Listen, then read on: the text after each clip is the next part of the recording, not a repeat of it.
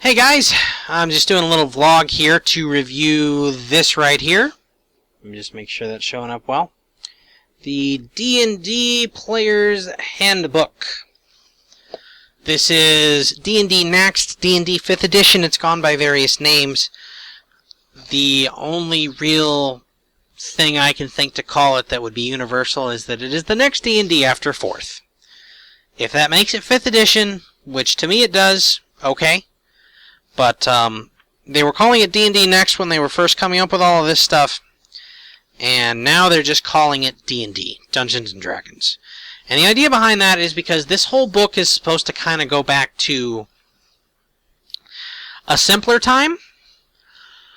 I think a better way to put it would be that this is supposed to be 4th edition but fixed and kind of merged with 3.5.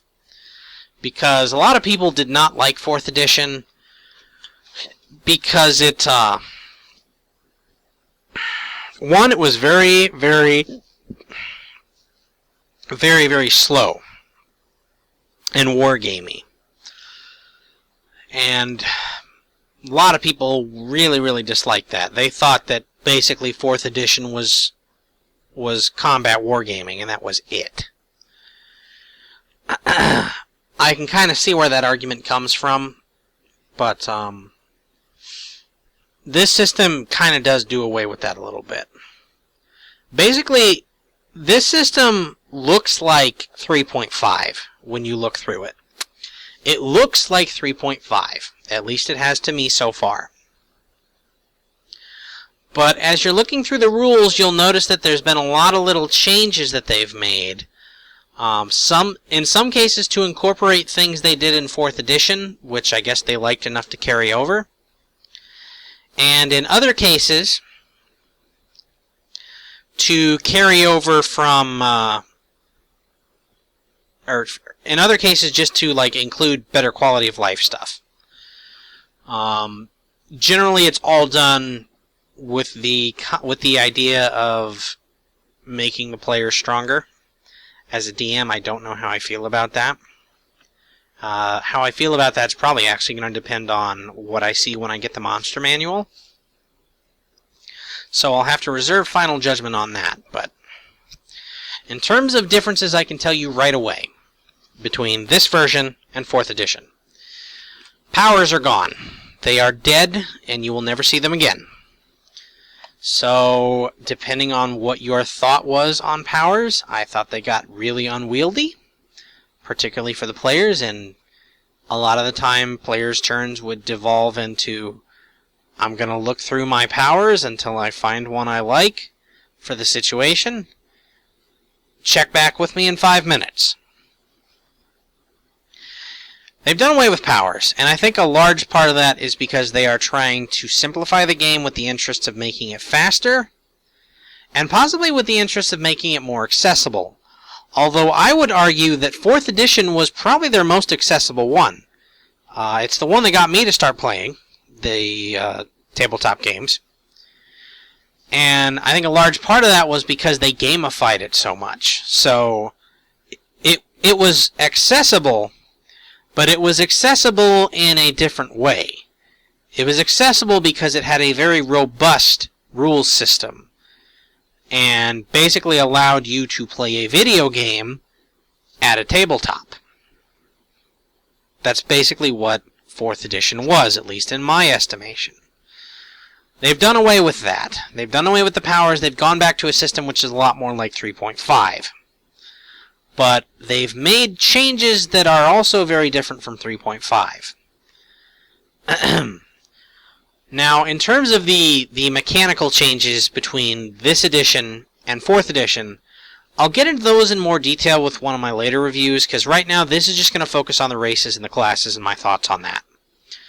Because I've only gotten that far in the book so far. There's about 3 parts to the book. There's the first part, which is what I'm in right now. The only other sections of the first part that I have not read yet are the section on backgrounds and alignment and things like that, character personality stuff. Backgrounds are actually somewhat important in here because they give you various bonuses. So unlike previous editions where it was kind of an optional thing, seems like it's become more of a mandatory thing here. Your mileage may vary on how you feel about that. I don't really have an opinion one way or the other, because I haven't read it. I will get to my opinion when I read all that stuff. And then they also have information on feats. And as far as feats go, I don't know if they actually still have feats, but I think so. I believe that you do still get those. But they called the section, they didn't call the section feats, they called it like character options or something. Let me look it up for you. I can give you something exact here. Customization options, okay, which covers multi-classing and feats, so that's why they called it that. So there are still feats. I don't know how the selection process works. Again, I'll cover that when I get to that, but that's how that works. So what I'm going to cover here are the first 3 chapters of Part 1, and of the book in general. Chapter 1 I'm not really going to talk about, because all Chapter 1 is a step-by-step walkthrough of how to make a character. And how else are you going to review that but just be like, this is what Step 1 is, this is what Step 2 is, etc. And I'm not going to go into that. So just know that that's what the first chapter is. It's just a really basic summary of how you make a character. The chapters I'm primarily going to be focusing on, those beeping noises, by the way, are Facebook. So if you hear something like that, that's all that is. The chapters I'm going to be focusing on are races and classes. And those are the ones I will be talking about.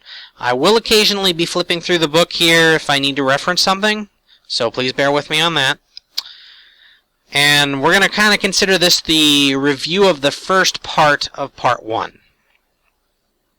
So I'm going to kind of review Part 1 in 2 parts. I may do the same with the other parts, which cover how to play, and they dedicate an entire part to the spellcasting rules. So that's interesting. They also have a number of appendices. I may or may not review the appendices. Looks like a lot of what they reference with the appendices has to do with the various universes they reference, because one thing they do a lot in this book is they reference their literature, like the D&D literature. Things like Dragonlance, Forgotten Realms, Greyhawk, like the various campaign settings. They also reference Drizzt Do'Urden, who is he's basically archetypical good guy drow, or dark elf. They reference him quite a lot. Almost perhaps to the point of annoyance, but he's a rather important person in terms of how this game talks about the drow in particular. He's basically their entire argument for including the drow as a core race.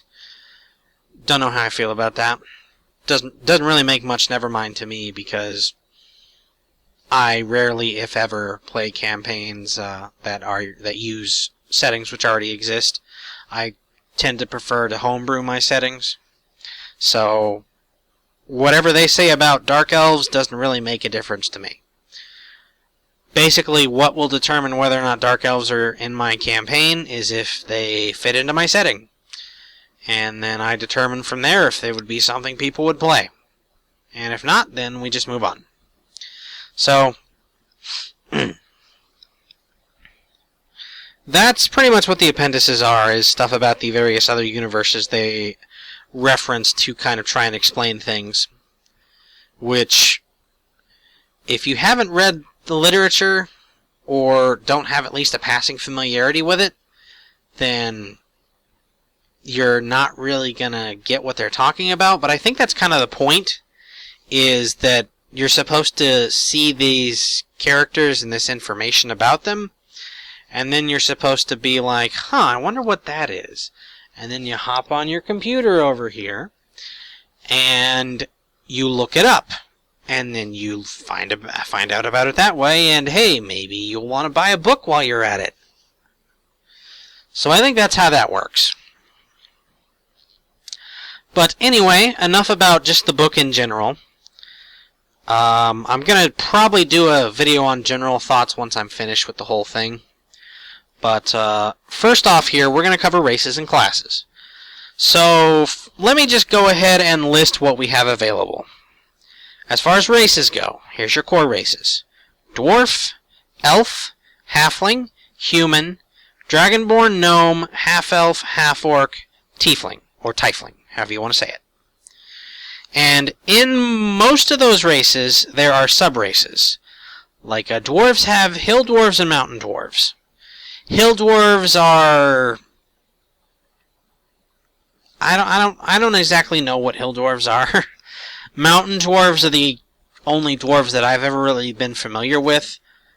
And mountain dwarves are kind of like the big, tough, traditional warlike dwarves. So I don't really know what the deal is there. Let me go ahead and turn to it here, see if I can give you a better idea. Or I could just, fumble the page and completely lose where I was. That is also a possibility. Okay, hill dwarves. Hill dwarves are... They have keen senses, deep intuition, and remarkable resilience. Mountain dwarves are strong and hardy, accustomed to a difficult life in rugged terrain. Is it just me, or does that sound like kind of the same thing? Except one lives in the mountains and one lives in the hills. So maybe the mountain dwarves can breathe a little better? Are a little more fit? I don't know. I don't see how those are different other than where they live. And then you got elves, and the elven subraces are High Elf, which is basically how they carried over the Eladrin, or the Eladrin. I'm going to be going with Eladrin. How they carried over the Eladrin from 4th edition, because they did not carry over. Unlike some of the other races, like Dragonborn and Tieflings, that perhaps maybe shouldn't have. At least I would make that argument for Dragonborn. So yeah, you got High Elves, which are basically your kind of closer to God elves. The more elevated, the high ones, Sort of like your Lord of the Rings immortal elves. And then you have Wood Elves, who are your, nature-loving, archetypical elves like that. Like, for instance, if you take the example from Dragon Age, the Dalish elves would be Wood Elves, in my opinion. And then you have the Dark Elves, or the Drow, which are basically the evil underground elves that are included as a core race because of Drizzt Do'Urden. Because there are some that decide to be good, but they're almost universally reviled. So, have fun playing that if you want, I guess. Again, it doesn't make any difference to me, because my settings are always homebrew. So, I'm almost always a DM, and my settings are always homebrew. So, Dark Elves, if they exist in my campaign at all, are going to be completely different from what they are in the settings that they mention here. Halflings have Lightfoot Halflings and Stout Halflings. This is another one I don't really get very clearly. Lightfoot Halflings easily hide from notice and use other people as cover. So I guess that's kind of your sneaky, stealthy burglar type halfling. A Bilbo Baggins type, perhaps. And you have your Stout Halflings, which are hardier than average and have some resistance to poison. It's somewhat difficult for me to think of an example there. The best thing I can think of is Samwise Gamgee, because he's kind of stocky. I don't know where to go with that one. I've always kind of thought of all halflings as being Lightfoot, so whatever. And then, of course, we have humans. I believe humans have no subraces. They just kind of cover the ethnicities that exist in, I think they just cover Forgotten Realms here. Yeah, they don't cover anywhere else. They just cover Forgotten Realms ethnicities, and I guess you kind of extrapolate from there. And then you got Dragonborn, who I do not believe have any subraces. I am correct. Dragonborn are considered an uncommon race, kind of like the Dark Elves are. There are common races, and then there are uncommon races. The common races are human, elf, dwarf, halfling, probably in that order. And then your uncommons, Dragonborn, gnomes, half-elves, half-orcs, tieflings, and drow, which are technically a sub-race of elves, so count that as you will. Anyway, Dragonborn don't have any sub-races. Gnomes, I believe, do have sub-races. They have forest gnomes and rock gnomes. I kinda sorta get the difference here. Forest gnomes have a natural knack for illusion and an inherent quickness and stealth. So forest gnomes are your kind of Fey-oriented, sort of the more traditional Dungeons & Dragons elves. So I get it. And then you have the rock gnomes, which actually have a fairly clear delineation. Much clearer than the hill dwarves and mountain dwarves. I still don't know what the difference is there. I think you probably have to be more familiar with the literature than I am to know what the hell they're talking about. But rock gnomes have a natural inventiveness and a hardiness beyond that of other gnomes. So, forest gnomes, traditional D&D gnomes, Fey origin creatures, like illusion magic, like tricking people, your standard fantasy gnome. Rock gnomes, World of Warcraft gnomes. I get it. Makes sense to me. I actually rather like it. I like the concept of gnomes, probably because my first major introduction to gnomes was World of Warcraft, where all gnomes are rock gnomes. But I like the fact that they have the wilderness gnomes and the tinker gnomes. Like, I would have called them tinker gnomes myself instead of rock gnomes. Rock gnomes kind of gives me a weird, like, subterranean gnome idea, which they actually have subterranean gnomes, the deep gnomes, which are not a playable race. Those are the, bear with me on the pronunciation here, Svirfneblin, which are, I believe, some kind of Scandinavian mythology. So, I don't know why they didn't call them, like, tinker gnomes or something. They called them rock gnomes.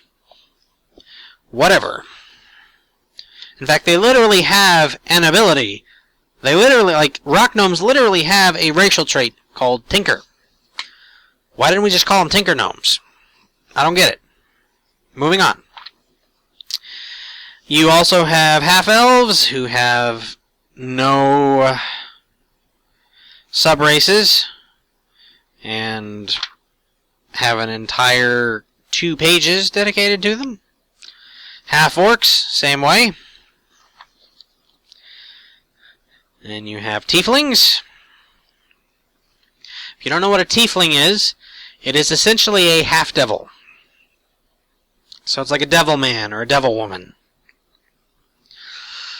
The idea is that tieflings were, I believe, humans at one point, but their ancestors made a deal with some sort of devilish or infernal power, and that deal led to future generations being devil babies and growing up to have horns and tails and shit like that. That is another thing that might stand out to you as a difference between 3.5 and 4th edition, is that tieflings used to basically be kinda red-skin looking people, but not like, you know, crimson red skin. It would just kind of have a red tinge to it. And then they would have horns. So they would basically look like normal people. Not so in 4th edition and also in this edition.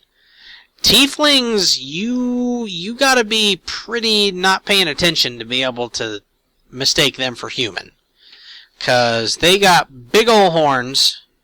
In fact, in the book here, I believe it says that they can even have arched horns, which, Jesus Christ.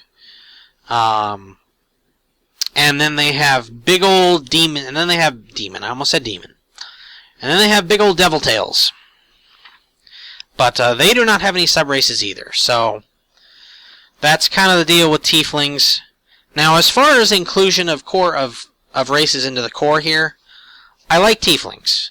I've always kind of liked tieflings, and in my homebrew setting that I'm running right now, I have tieflings in there as half-devils, and I use this tiefling as opposed to the more reserved, the more subtle 3.5 look of the tiefling. I tend to favor this look.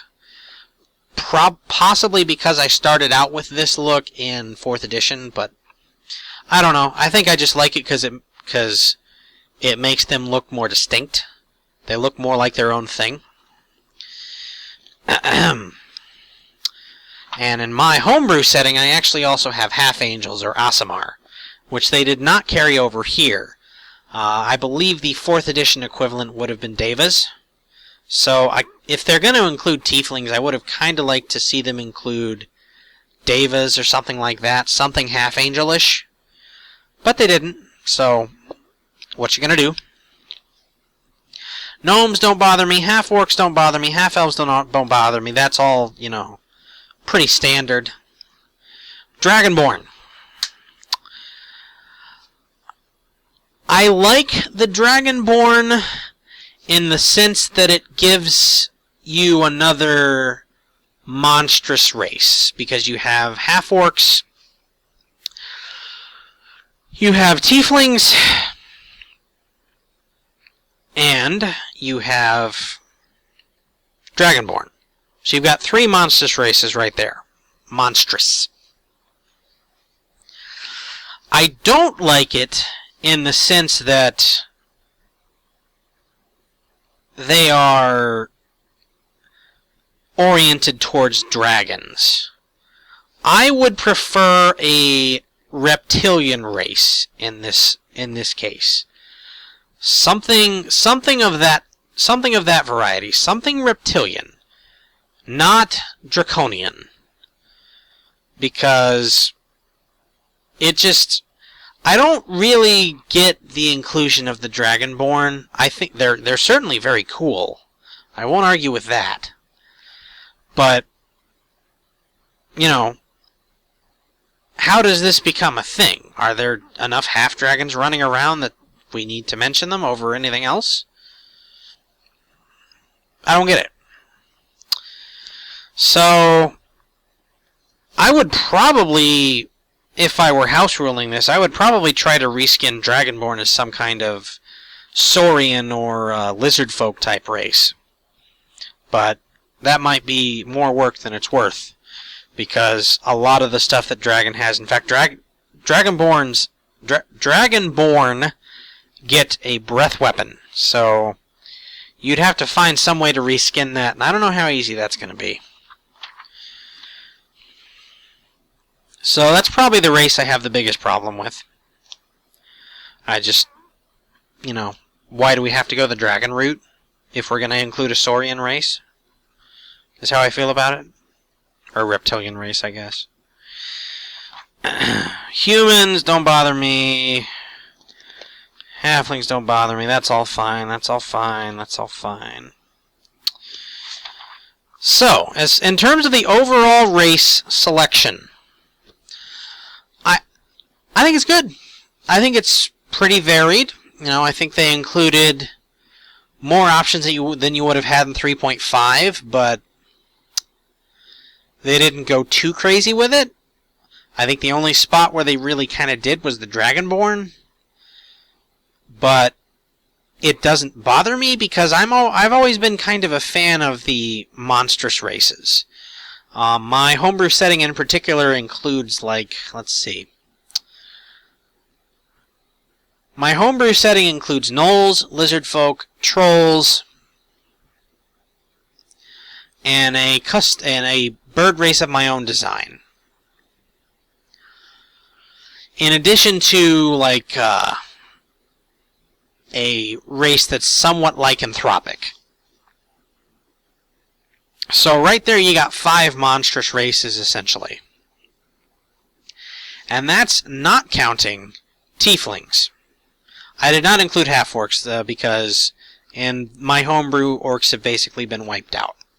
They did exist at one point, so there is that, but in the modern age, orcs are dead. At least that's how I've worked it so far. I might decide in the end that they just never existed at all, but I'm getting off track. So I'm okay with the race selection. I think the main thing I don't like about the races, rather than just the selection, in terms of mechanics, is that they have changed the ability score modifiers that races get to where if you have a subrace, your subrace gives you a smaller ability score bonus, an increase, usually a 1, although there is one case here. Mountain dwarves get a +2 on theirs. And then, so if you have a subrace, you get a smaller increase in most cases to an ability score, and then the main focus of the race, like the main part of the race, gets a +2 to one of your ability scores. It's something that's universal across the whole race. They do not include ability score decreases. And I don't really like that. I like ability score decreases. I think it provides more realism and character to those races for them to also be bad at things. Now you have your baseline, you have your humans, and in this setting, I believe humans, let me just find it here for you.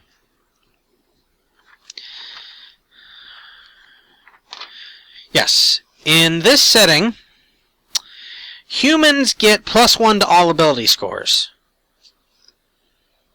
I suppose that's fine, it makes sense. Humans are supposed to be good, are supposed to be potentially good at everything, so I get it.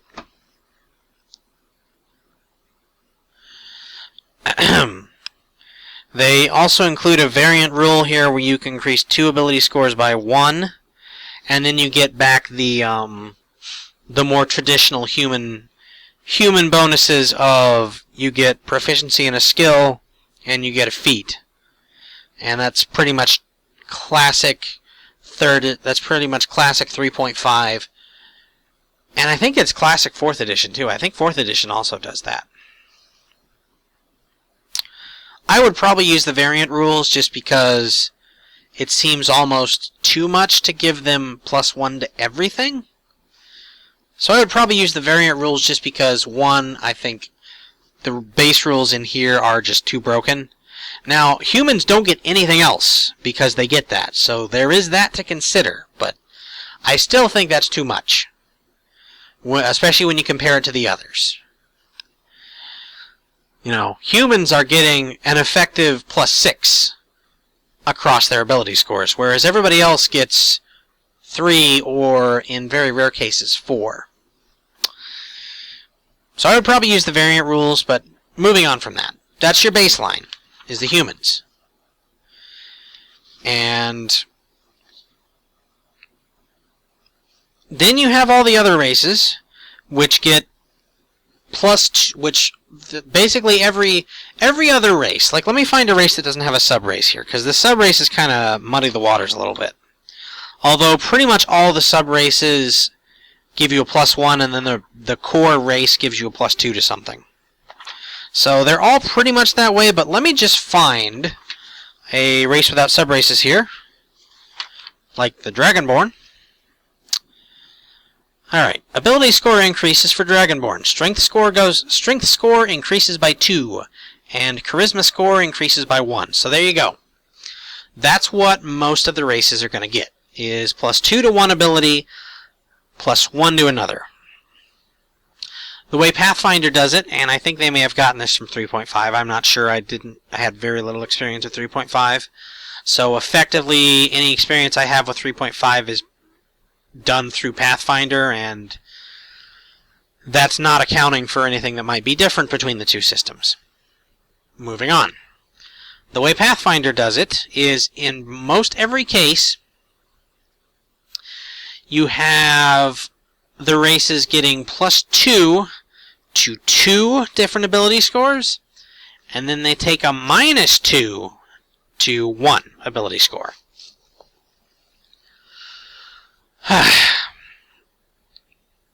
I am fairly happy with that system, although I also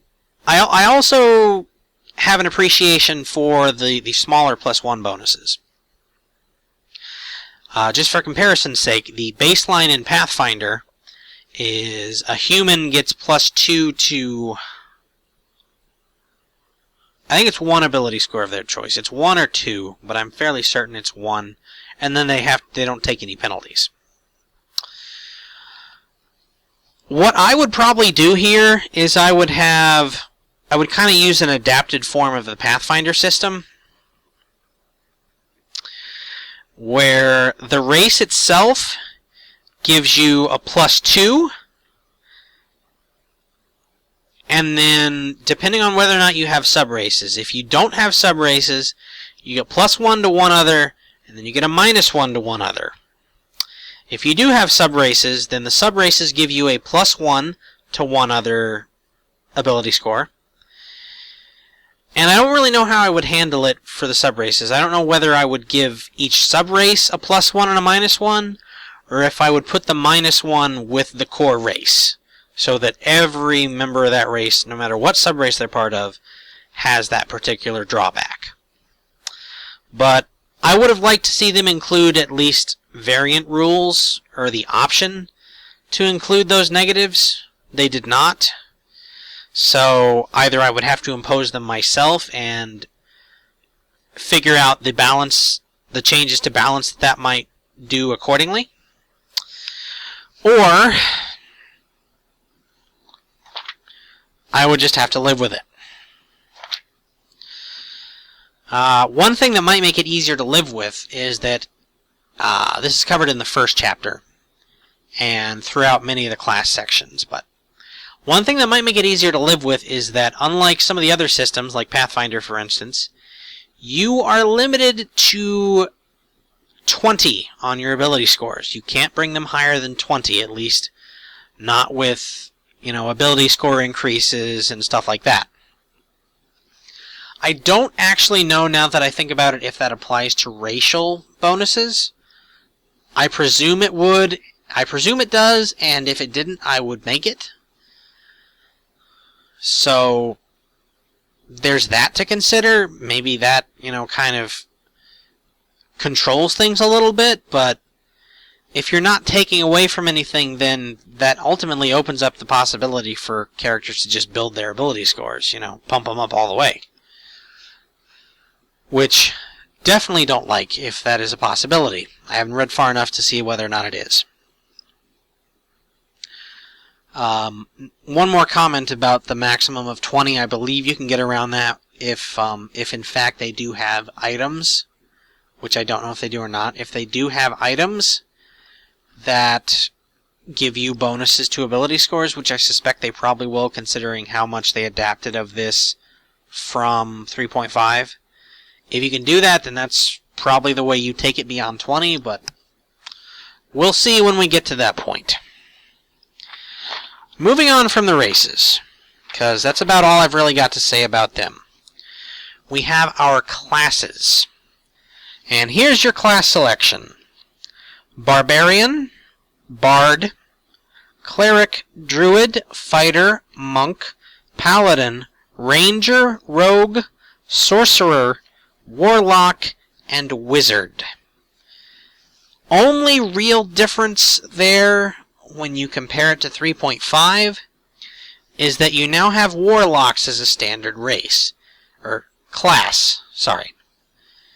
And that is a carryover from 4th edition, because this is basically the same class list that 4th edition has for its initial Player's Handbook. They got pretty crazy with it as they went on and released Player's Handbook 2 and 3.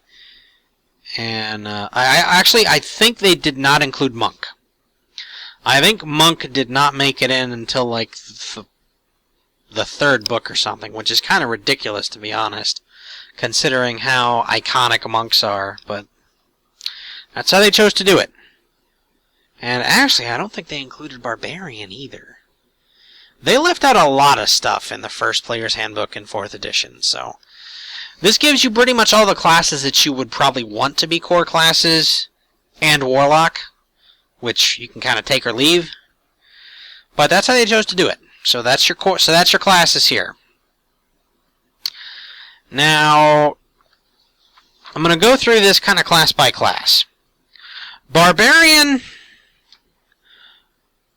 Okay, actually, before I go into the class by class, there is something that I should speak about regarding all of the classes. They're all kind of constructed in the same basic way. You get proficiency bonuses, which I haven't gotten far enough to really be able to tell you much about that. I believe it's basically a general catch-all number that you will give onto most, if not all, of your rolls and your other modifiers and stuff like that. They set up the table for each class a lot like they did in 3.5, so that's actually something I like. You're not looking through pages of powers. But kind of the biggest thing that I've noticed with the classes is that what they've done is they've taken the prestige class system, at least I believe they have. They've taken the prestige class system and they've taken Pathfinder's archetype system, and they have merged those into kind of being a mandatory part of the class progression. That has its upsides and it has its downsides. For instance, you have the Barbarian here, who we will start with. And at 3rd level, because this happens pretty much for everybody at 3rd level except for some of the spellcasters. The spellcasters make this choice earlier. But for most everybody else, they pick their archetype, so to speak. They all call it something different, but it's pretty much always an archetype. In the case of the Barbarian, they call it a primal path. It's an archetype. That's, a rose by any other name. Moving on. The Barbarian can choose the path of the Berserker or the path of the Totem Warrior. So, basically, you play either a Berserker or you play a Totem Warrior. And that's kind of how it works. It might not seem quite so obvious with a class like the Barbarian, because the Barbarian itself is kind of the icon. It's kind of the iconic version of itself. You don't have iconic subclasses in there like you do with some of the others. So let me find another here that will make a bit more sense in that regard. No, not Bard. Clerics go by domains, and they make their choice, I believe. Is it 1st level? Is it 1st level? It is 1st level. So yeah, clerics are another kind of spellcastery group that makes basically their archetype choice. Even though they're not, I wouldn't really call them archetypes. They're a little closer to how they were in 3.5, where everything's kind of based on the domain, or based on the school if you're a wizard, or whatever the hell. Either way, they're a little closer to how they are in 3.5. There's less that changes with them, because I would say at its core this system is still 3.5. It's just built upon 3.5 and heavily modified. So it's not going to be clerics that we're looking for. I know one that's really good for this. Let me just get to it. Okay, I'm going to have to talk about fighters here. Fighters are kind of a sticking point for me. They're one of the sticking points in this book. One of the things I do not like. And I will tell you why. It has to do with their archetypes. Okay, Paladin. This is one here that you can really kind of see some iconic stuff with. The Paladin archetypes are called Oaths. And they have 3 to choose from. They have the Oath of Devotion, which is probably the closest to your traditional iconic Paladin. Like the actual Paladin. And one of the really helpful things they do, at least with these ones that have more iconic ideas behind them, one of the really helpful things they do is they will tell you what paladins who, or what classes who gravitate towards these archetypes, what they're often called. In the case of the Oath of Devotion, they are sometimes called Cavaliers, White Knights, or Holy Warriors. And this becomes especially important when you get to the second of 3 oaths, the Oath of the Ancients. This might be my favorite archetype in the whole book, because what the Oath of the Ancients refers to is paladins who swear to the Oath of the Ancients are often sometimes called Fey Knights, Green Knights, or Horned Knights. I'm not sure how familiar you might be with classical literature, but there is I believe it's a poem, called Gawain and the Green Knight. And it's about Gawain, who is traditionally the guy associated with the Holy Grail quest and the one who ultimately finds it. So that's Gawain's significance. He's one of the Knights of the Round Table. And then you have the Green Knight, which appears to be what this archetype is based on. And I always liked the Green Knight, so I think that's the main reason this archetype appeals to me so much. But I think it's really cool that they took a concept from real-world mythology like that, something which hasn't really been all that common, at least that I've encountered in my tabletop experience. A concept which they haven't really used all that much, and they put it into the Paladin class like this. So I find that to be very, very cool. And this is probably my favorite of the archetypes, but you can kind of see what I'm talking about. You have the White Knight, the Green Knight. Like the White Knight is basically the Holy Knight. You have the Green Knight, who is basically the Knight of Nature. And then the third and final Paladin oath is the Oath of Vengeance. And Paladins of the Oath of Vengeance are also called Avengers or Dark Knights. So another cool thing about the archetypes is that it allows them to take classes they introduced in 4th edition, such as the Avenger, which was one of the ones I liked, and introduce the Avenger as kind of a offshoot. And they introduced the Avenger as kind of an offshoot of the Paladin. I like that. I think of all of the sets of archetypes, I like the archetypes of the Paladin more than I like any of the others. And there are some I have a real problem with, but we'll get to that. But anyway, that's kind of what the archetypes are. And as I said, they're all called by different names. I'll try to cover the archetypes for each class here. I may spend more time on some than on others, like the one in Fighter that I'm teasing here. That is anathema to me. But for the Barbarian, you have the Path of the Berserker and the Path of the Totem Warrior. Berserkers are pretty self-explanatory. If you're familiar with the concept of the Berserker, it's that they basically spell that out in what it does. One other thing to say in general about archetypes is that they don't... They in some cases, it kind of depends on which archetype you're looking at from a Pathfinder standpoint.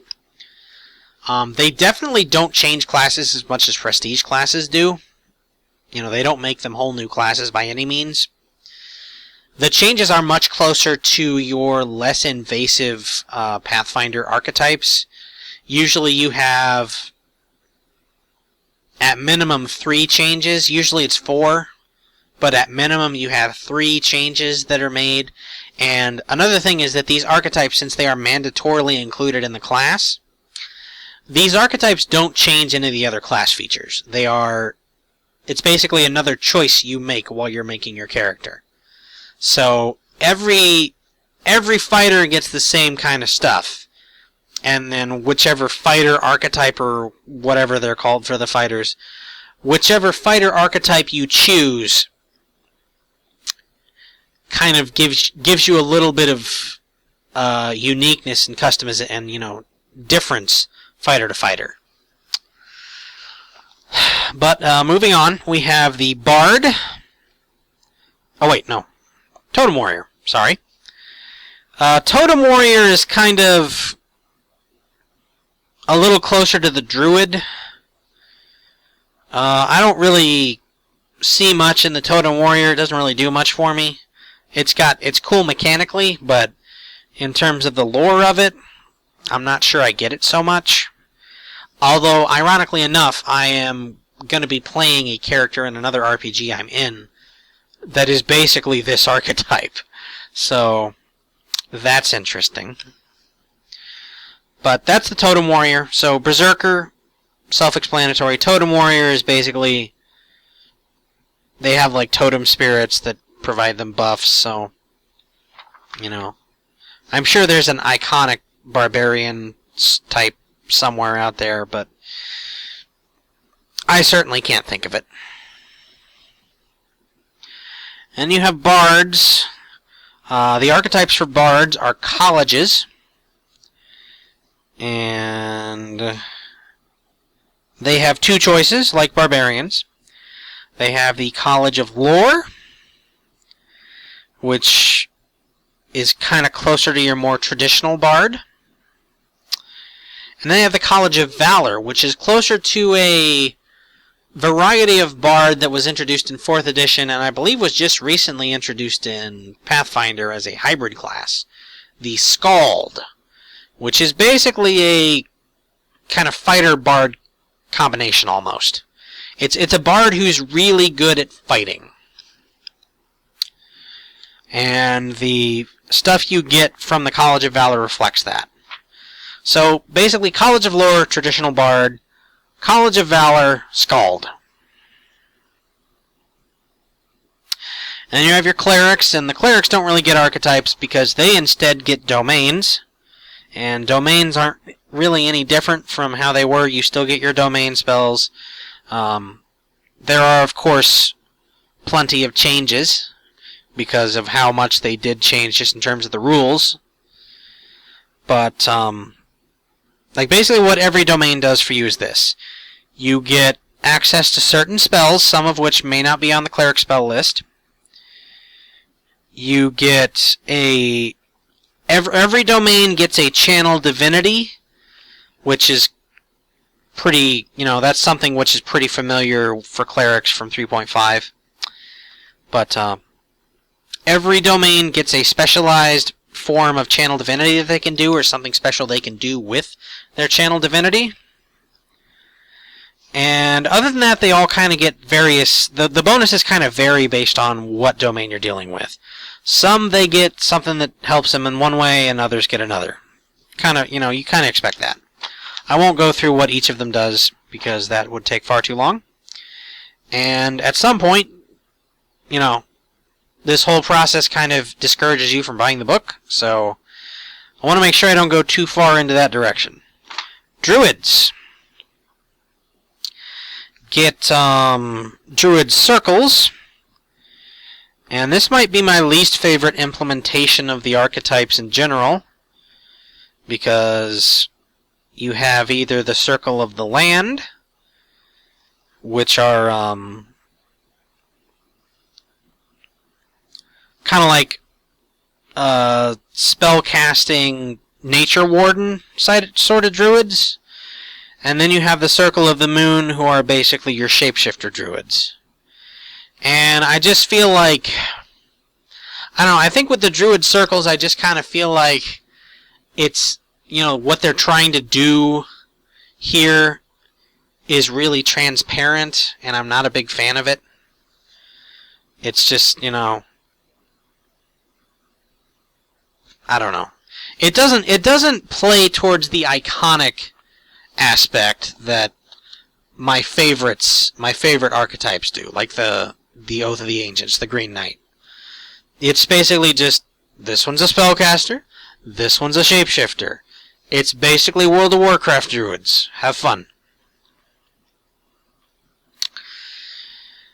And then we have the fighter.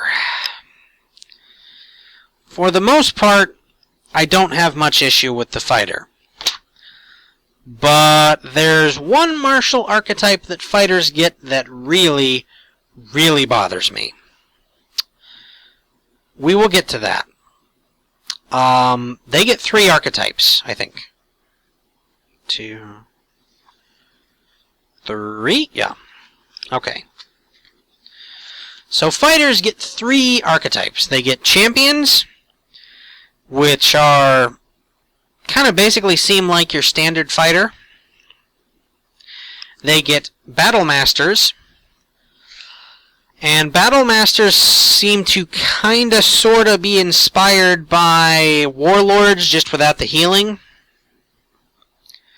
Warlord was a class from 4th edition, which was basically a martial-oriented healing class. It was kind of weird, but they had some really cool mechanics going for them, and a lot of their deal was battlefield control and buffing your allies, which is kind of central to the Battle Master archetype. So I think that's probably my favorite of the fighter archetypes, just because it carries over the Warlord, and I like the fact that it does that.